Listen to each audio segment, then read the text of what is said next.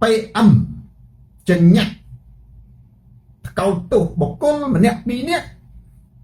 រឿងព្រៃឈើដោយសារតែសំណួរដដែលហើយបងប្អូនយើងគាត់ឆ្ងល់រឿងហ្នឹងអ្ហ្មិចក៏គេនិយាយគ្រប់គ្នាអឺរ៉ាសាបែរជាសូនតារាស្ងាត់មាត់ថ្ងៃនេះខ្ញុំបើកមាត់បន្តិចចុះខ្ញុំធ្លាប់និយាយកាលមុនម្ដងជីលអឿងឡងជីលអឿងណាពាក់ព័ន្ធជាមួយនឹងរឿងហ្នឹងប៉ុន្តែមួយម៉ាក់អត់បានលំអិតតែខ្ញុំប្រាប់ហេតុផលដាំខោថាហេតុអ្វីបានជាសូនតារាមិននិយាយរឿងនឹងលំអិតនិងមិនចាត់ទុកជារឿងសំខាន់ណានៅក្នុងប្រធានបទហើយទុកឲ្យបងប្អូនយើងគាត់ឆ្ងល់តែលោកគ្រូគួរតែនិយាយខ្ញុំបានឆ្លើយតបទៅកាន់ប្រិយមិត្តមួយរូបនៅក្នុងចំណោមហ្នឹងក្នុងសាររបស់ខ្ញុំហើយខ្ញុំលើកចៅតាលើកយកមកនិយាយនៅក្នុងការផ្សាយផ្ទាល់នេះឲ្យវែងលំអិតជាងសារដែលខ្ញុំសរសេរណាអក្សរកូរ៉េក៏តែលោកគ្រូយល់យ៉ាងណាដែរលោកគ្រូគិតយ៉ាងម៉េចលោកគ្រូមិនឃើញនៅលើកជាប្រធានបទក្តៅនិយាយអំពី PM ចេញញ៉ាក់កោទូទាំងប្រទេសខ្ញុំក៏ឆ្លើយប្រាប់គាត់ថាមិនគិតស្ដេចលខោនមិនមែនជាស្ដេចយៈលខោនមិនមែនជាយៈទេហើយមហាសទ្ធិលខោនក៏មិនមែនជាមហាសទ្ធិដែរខាន់ហើយខ្ញុំអត់បានតគាត់ទៀតទេរស់សុភ័ណ្ឌខ្ញុំមិនដឹងថាតើគាត់យល់ឬមិនយល់ហើយគាត់តែងតែតាមដានទូរទស្សន៍សូនតារាជារៀងរាល់ពេលដែលខ្ញុំធ្វើការផ្សាយផ្ទាល់តើបងប្អូនណាយល់ពីសារចម្លើយរបស់ខ្ញុំអាម៉ាត់អាប៊ូតាលីទៅកាន់ប្រិយមិត្តមួយរូបហ្នឹងឡុងសុភ័ណ្ឌចូលបងប្អូនខមមិនតែពាក្យយល់និងមិនយល់អាចំណុចហ្នឹងណាគូប្រឡែនដែលខ្ញុំគិតថាវាអត់ត្រូវផ្អើលស្រីនាងអត់ត្រូវផ្អើលតាមវងទេអត់ត្រូវផ្អើលតាមព្រឹត្តិការណ៍អត់ត្រូវផ្អើលទៅតាមអ្វីដែលមិនមានប្រយោជន៍ដល់ប្រទេសជាតិអាហ្នឹងណាវាអត់មានប្រយោជន៍ដល់ប្រទេសជាតិដូចបន្លាលុះដោយការបោះបង្គោលព្រំដែនណាដូចបាញ់ប្រជាជនស្លាប់នៅព្រំដែនវាអត់មានប្រយោជន៍ដូចជាការចាក់ជនពិការដាក់គុកដែលចាក់ជនស្លូតត្រង់ដាក់គុករំលោភសិទ្ធិមនុស្សនៅក្នុងប្រទេសកម្ពុជាឆាយាស្រមោលក្រហមបាទស្ទឹងយឹមជួបបាទយល់អូខេឋានៈកុកស៊ីបងប្អូនមើលលខោនណាយៈស៊ីមនុស្សពេលណានៅទៅកាប់ទោសយៈទេមែនទេហើយស្ដេចលខោនក៏មិនស្ដេចមែនទែនដែរចេញចុះពីលើឆាកមករត់ម៉ូតូដុបទេបាទទឹកចិត្តកូនខ្មែរអង្គរល្អអញ្ចឹងខ្ញុំប្រាប់គាត់មួយម៉ាត់ខ្ញុំជឿថាគាត់យល់ហើយបាទគាត់មិនតបជាមួយខ្ញុំសូមមនិចស៊ូវាជាការសម្ដែងទេបងប្អូនណាបងប្អូនមើលក្នុងរឿងខ្សែភាពយន្តណាអានឹងក្នុងកុន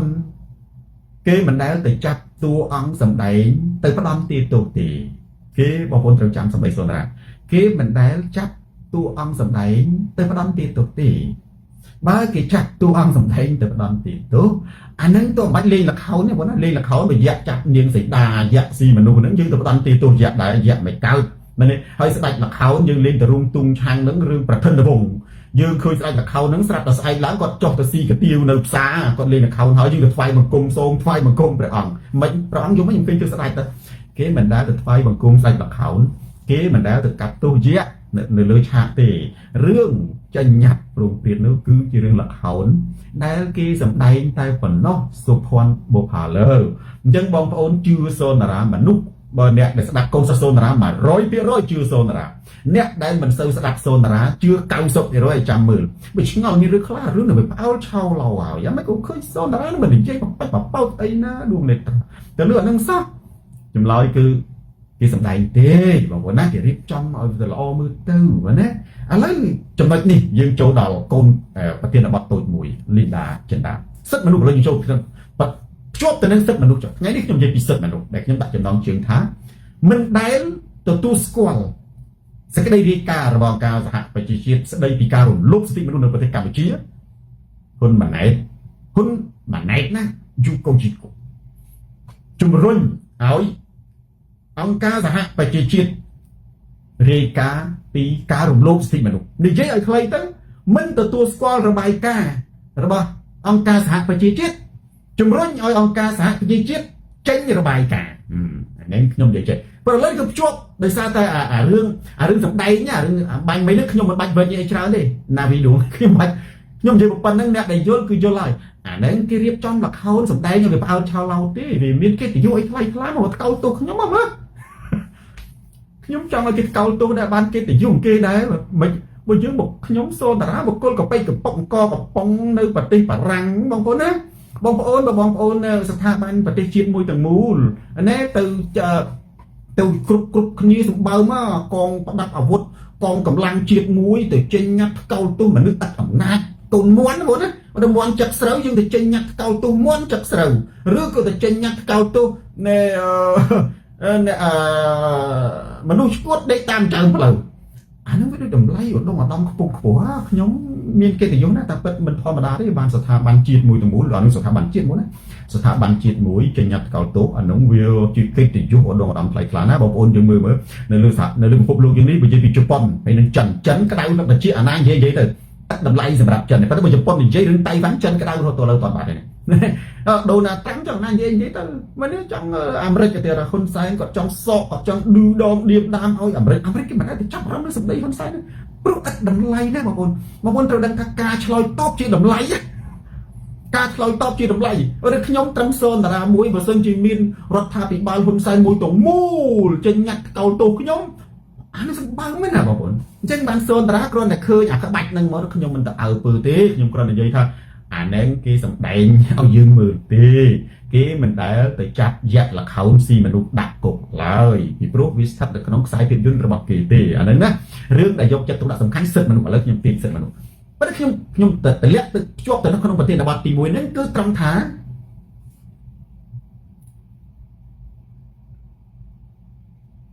ហេតុអ្វីបានជាការបង្ក្រាបបទល្មើសព្រៃឈើគ្មានប្រសិទ្ធភាពដោយការបង្ក្រាបជនពិការបញ្ចេញមតិអានេះជាផ្នែកមួយនៃសិទ្ធិមនុស្ស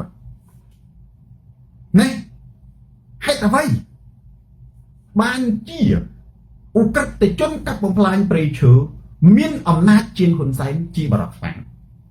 មានអំណាចជាងហ៊ុនម៉ាណែតដែលជាកូននាងមានអំណាចជាងសៅសុខាដែលជាមេPMទូទាំងប្រទេសមានអំណាចជាងកងកម្លាំងប្រដាប់អាវុធហេតុអីបានជាពួកកាប់បំផ្លាញព្រៃឈើនៅខេត្តកញ្ចេះស្ទឹងត្រែងរតនគិរីព្រៃឡង់និងទូទាំងប្រទេសកម្ពុជានឹងមានអំណាចលុះលុកដែលធ្វើឲ្យហ៊ុនម៉ាណែតធ្វើឲ្យហ៊ុនសែននឹងគ្មានសមត្ថភាពទៅប៉ះពាល់បាន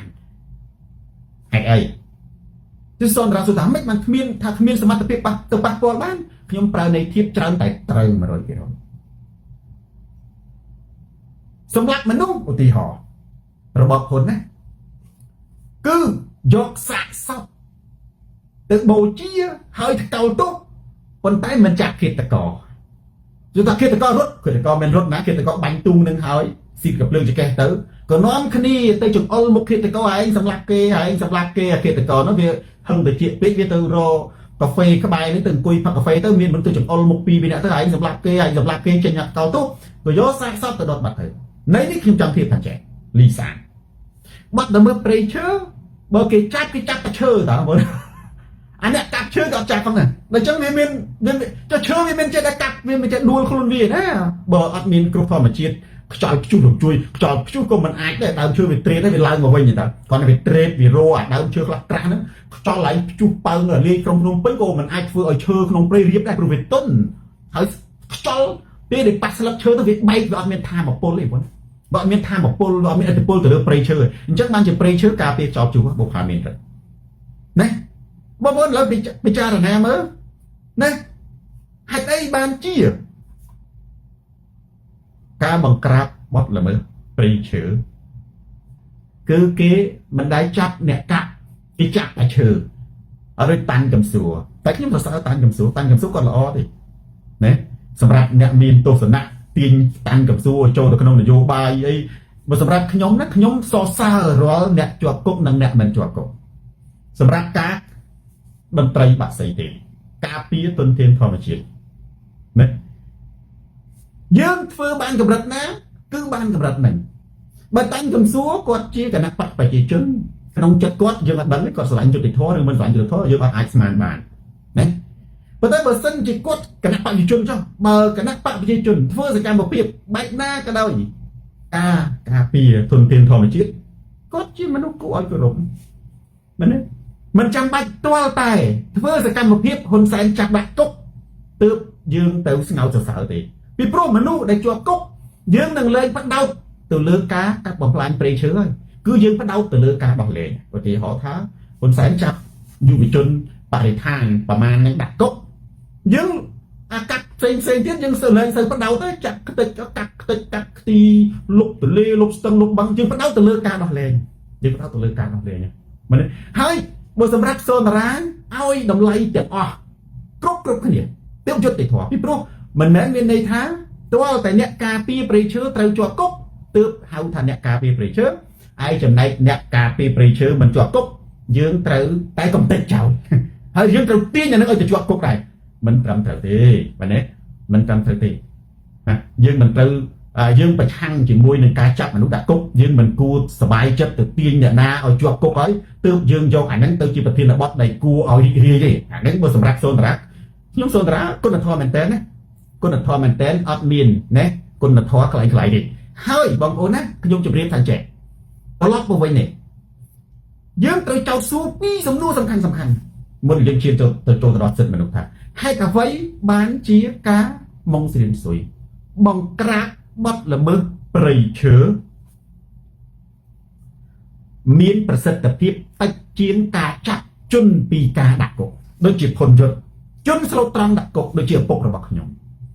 សំណួរទី1សំណួរទី2កែងជន់ហេតុអ្វីបានជាឧក្រិដ្ឋជនព្រៃឈើសុណាន់ថៃមានអំណាចលើសហ៊ុនសែនជាបរិះខ្លាំងកំទេចកម្ពុជាបានដោយបាតដៃតែមាត់គាត់ហាមួយម៉ាត់ធ្វើឲ្យប្រទេសកម្ពុជាខ្ទេចហេតុអីបានជាមិនអាចទៅកំទេចឧក្រិដ្ឋជនហនុមានសម័យរដ្ឋបានអានេះណាអានឹងមានន័យថាបងប្អូនអាចឆ្លើយខ្លួនឯងហើយមានន័យថាវាទាល់តែអ្នកកាប់ឈើហ្នឹងគឺជាគ្នាជាដៃជើងមានហ៊ុនសែនជាខ្នងបងប្អូនហេតុមិនថាចឹងឥឡូវយើងសួរសំទោសដេញតទៀតហេតុអ្វីបានជាមិនរត់គិតពេលគេចាប់បាត់ល្មើសព្រៃឈើគេចាប់តែឈើហើយនឹងអូសប៉ុន្តែគេចាប់តែអ្នកកាប់ហើយអ្នកកាប់ហ្នឹងចេះវាខ្លាំងជាងអ៊ូខុងទៀតអានេះឆ្លោយតែប្រហែលអានេះសំណួរដូចទី2មិញសួរថាហេតុអីបានជាអ្នកកាប់ហ្នឹងវាខ្លាំងតែហ៊ុនសែនមិនអាចប៉ះពាល់បានគ្មាននរណាម្នាក់អាចគេចផុត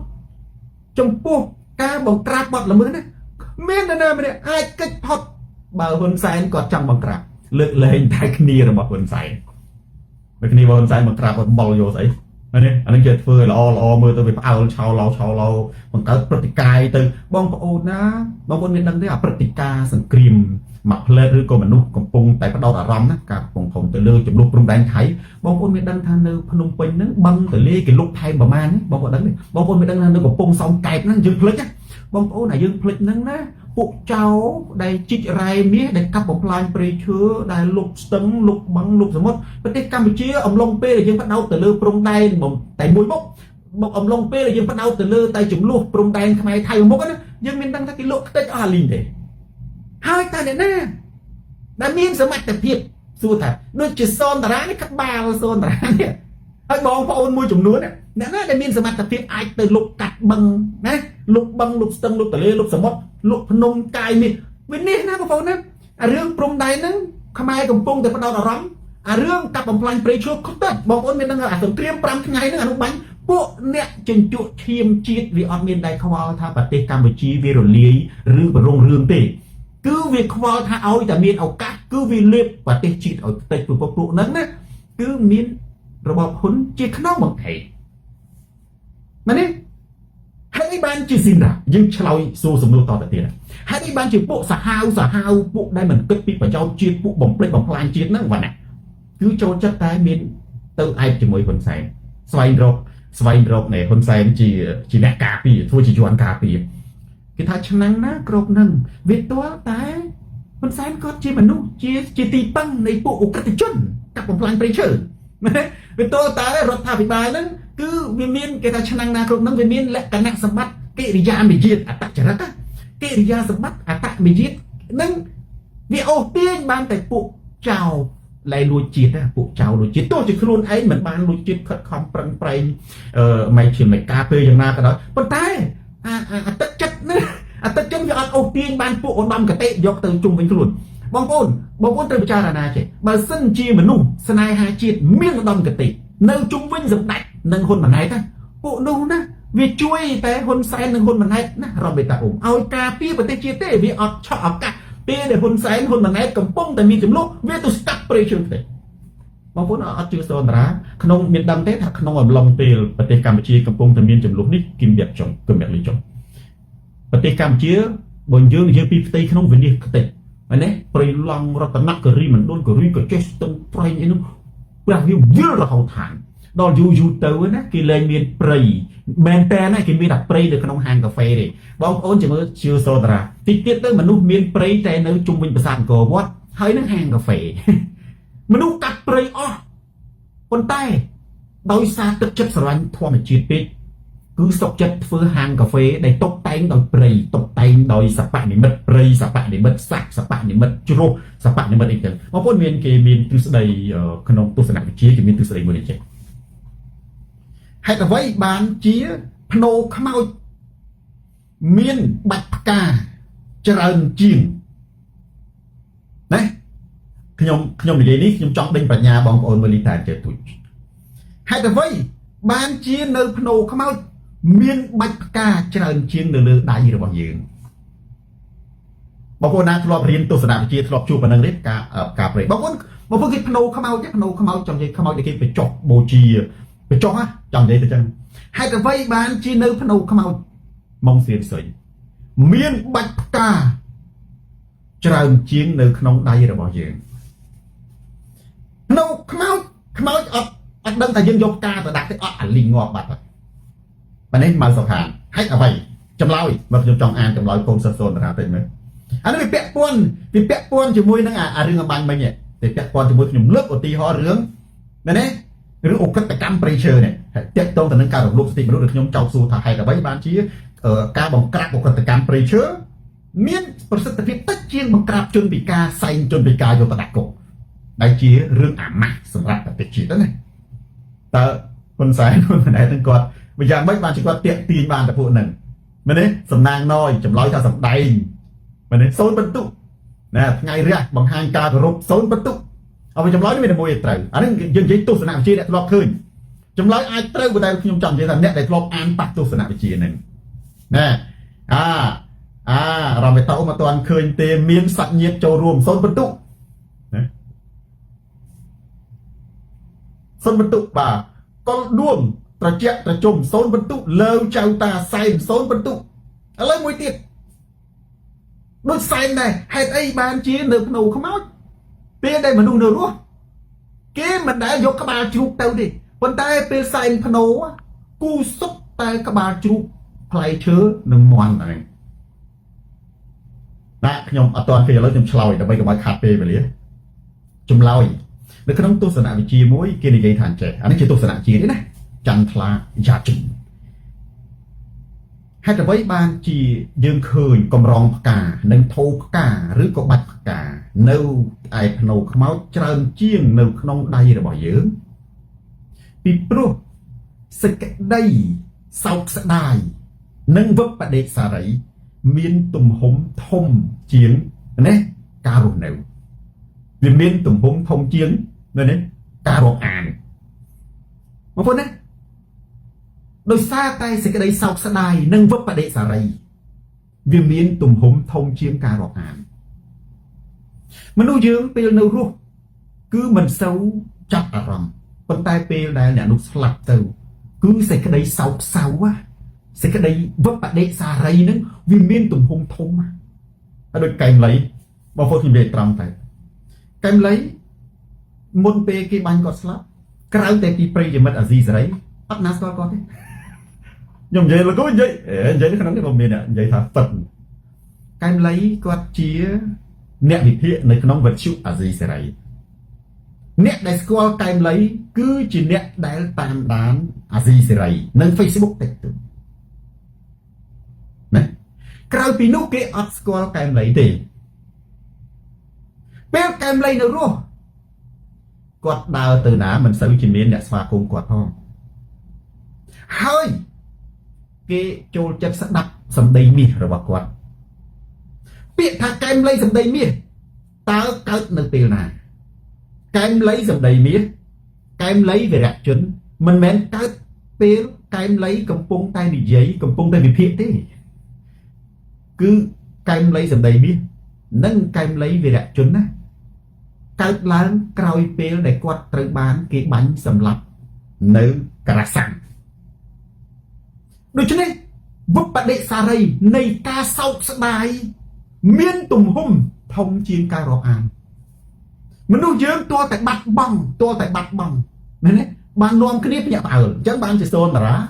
នៅតែប្រកាន់ចំហដោយព្រះពុទ្ធសាសនាហ្នឹងគឺថាធ្វើបុណ្យទាន់ខែភ្លឺបើយើងបរិច្ចាគឬក៏ជួយមនុស្សឯកឧត្តមសីបាគឺត្រូវជួយមនុស្សដែលកំពុងធ្វើបេសកកម្មដើម្បីមនុស្សធម៌សូម្បីតែដូណាល់ត្រាំកុំច្រឡំតើអត់មានអ្នកបរិច្ចាគជួយគាត់ទោះជាគាត់មហាសេដ្ឋីក៏ដោយទៅនៅក្នុងយុទ្ធនាការអ្នកដែលគ្រប់គ្រងគាត់ Jessica Maria គឺត្រូវតែបរិច្ចាគមិនត្រូវតែទេបងប្អូនគ្រប់គ្រងគណៈបកនយោបាយមួយបងប្អូនគ្រប់គ្រងបុគ្គលមួយសកម្មភាពមួយគឺបរិច្ចាគដោយបងប្អូនគ្រប់គ្រងពុទ្ធសាសនាបងបរិច្ចាគចូលបច្ច័យចូលបុណ្យបងប្អូនគ្រប់គ្រងធម៌ទេសនាបងប្អូនចូលបច្ច័យចូលបុណ្យជារឿងធម្មតានៅលើពិភពលោកប្រទេសណាក៏មានដែរនេះប្រទេសឥណ្ឌាក៏មានប្រទេសអាមេរិកក៏មានប្រទេសបារាំងក៏មានប្រទេសបារាំងការបរិច្ចាគខ្លាំងជាងប្រទេសខ្មែរទៅទៀតបើមិនគេគ្រប់គ្រងបុគ្គលណាឧទាហរណ៍ទៅចេះគាត់ថាស្រុកគេវាខុសពីស្រុកយើងស្រុកគេក៏អត់ថតអត់តែខ្ញុំលើកឧទាហរណ៍រឿងប៉ូលីសនៅស្រុកបារាំងមួយកាលពី2ឆ្នាំមុនណែមួយឆ្នាំ2ឆ្នាំមុនចុះ2ឆ្នាំមុនរីខ្មែរប៉ូលីសនឹងបានបាញ់សម្លាប់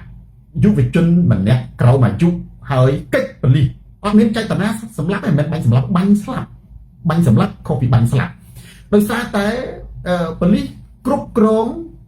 ឆែកត្រួតពិនិត្យជាតិអកុលគ្រឿងញៀនទូទៅឬក៏បានបើកបរក្មេងអាយុ16ឆ្នាំហ្នឹងបើកឡានអត់មានបានបើកបរទេពេលដែលប៉ូលីសខាត់បើកបុកប៉ូលីសអាហ្នឹងនៅបារាំងហ្នឹងណាពេលដែលប៉ូលីសខាត់បើកវូមកបើកផ្លូវតូចបើកសម្រុកឲ្យបំភ័យដើម្បីឲ្យប៉ូលីសរត់ដល់តែប៉ូលីសវាកិច្ចមែនប៉ូលីសកិច្ចខ្លួនដកកាភ្លើងដាក់ពុកបាញ់ឲ្យឈប់បាញ់តង់ខ្ញុំមិនដឹងខ្ញុំអត់បកស្រាយជំនួសប៉ូលីសគាត់ដឹងតែប៉ូលីសបាញ់សម្ដៅឡានពេលដែលបាញ់សម្ដៅឡានហ្នឹងទៅគាត់ត្រូវក្មេងហ្នឹងក៏ត្រូវក្មេងហ្នឹងក៏ត្រូវគ្រាប់ទៅក៏បើកឡានទៅឈប់ណែដើម្បីដឹកទៅពេទ្យក៏ស្លាប់ពេលនោះប្រទេសបារាំងមានការបាតកម្មធំណាស់ប៉ុន្តែមានអ្នកគ្រប់គ្រងប៉ូលីសបងប្អូនមានអ្នកគ្រប់គ្រងប៉ូលីសមានគេស្អប់អាក្មេងពីល